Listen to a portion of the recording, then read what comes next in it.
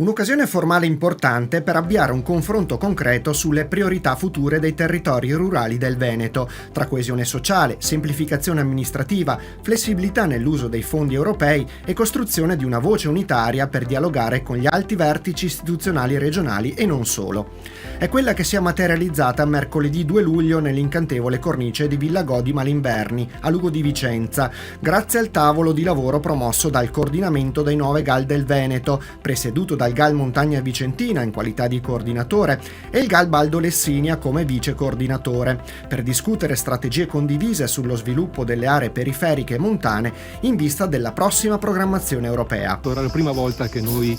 riunivamo in plenaria gli stakeholder, che non sono solo stakeholder ma sono i partner dei vari GAL, e ci hanno confermato intanto una soddisfazione per il lavoro che è stato fatto, ma ci hanno dato grandi e grandissime indicazioni su quello che sarà il futuro, su quello che dobbiamo lavorare, anche in vista di quella che sarà la prossima programmazione europea, che sicuramente vedrà dei tagli dei contributi, per cui abbiamo anche capito dove dobbiamo lavorare per efficientare da una parte i GAL e per essere ancora maggiormente più incisivi sui territori con le progettazioni che andremo a fare. L'appuntamento, che ha visto la partecipazione dei presidenti e dei direttori dei gruppi di azione locale insieme ai vertici delle principali associazioni di categoria regionali socie dei GAL, ha permesso di avviare un confronto concreto sulle priorità future, raccogliendo le istanze e facendo sintesi. Dobbiamo assolutamente fare sinergia, fare gruppo, fare squadra per portare con una voce univoca un nostro messaggio ai nostri interlocutori della politica territoriale ma anche nazionale, perché è proprio da qua che riusciremo probabilmente a costruire un messaggio unico.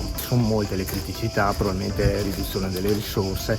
è proprio in questo momento che dobbiamo fare sinergia per razionalizzare le risorse che verranno innescate sui territori in modo più efficace, in modo univoco e complementare, quindi facendo squadra e presentandoci come gruppo unico per i nostri territori. Durante l'incontro è emersa la volontà di rafforzare il ruolo dei GAL come agenzie di sviluppo di prossimità, con chiare specificità, in grado di valorizzare il capitale sociale locale, favorire l'alleanza pubblico-privato e contrastare fenomeni come spopolamento e marginalità, attraverso un'azione condivisa per ridare valore anche alla ruralità come leva economica. Se ragioniamo solo in termini di specificità,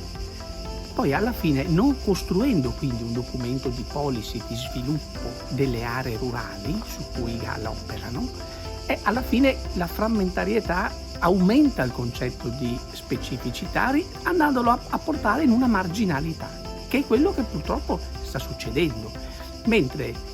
come si è detto questa mattina, io credo che sia importante in questo momento riportare la ruralità a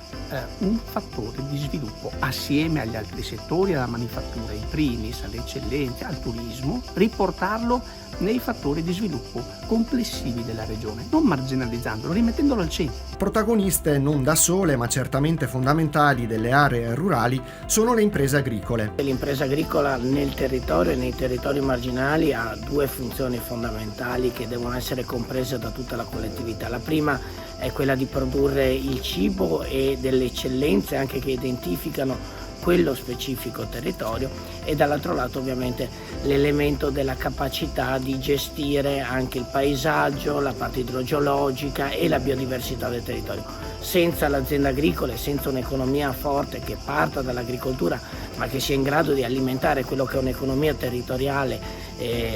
utile, rischieremo di perdere ancora più popolazione e quindi di abbandonare ulteriormente questi territori, che è importantissimo invece che sopravvivano, anzi che abbiano prospettive di sviluppo. Tra le necessità emerse anche quella di elevare i GAL a soggetti che abbiano una partecipazione attiva all'interno di determinati tavoli istituzionali, assieme ad enti che svolgono azioni per certi versi complementari, come ad esempio la prevenzione dei rischi idrogeologici. È chiaro, condividiamo un territorio, che sono quelli in particolar modo dei territori fragili, ma un po' come tutta la nostra regione dal punto di vista del rischio idrogeologico. I consorzi di bonifica intervengono proprio per questo, quindi a tutela anche di aree sia rurali ma anche produttive e cittadine urbane, quindi di conseguenza io credo che il tema della sicurezza idrogeologica diventi centrale negli investimenti dei futuri anni, e credo che i GAL possano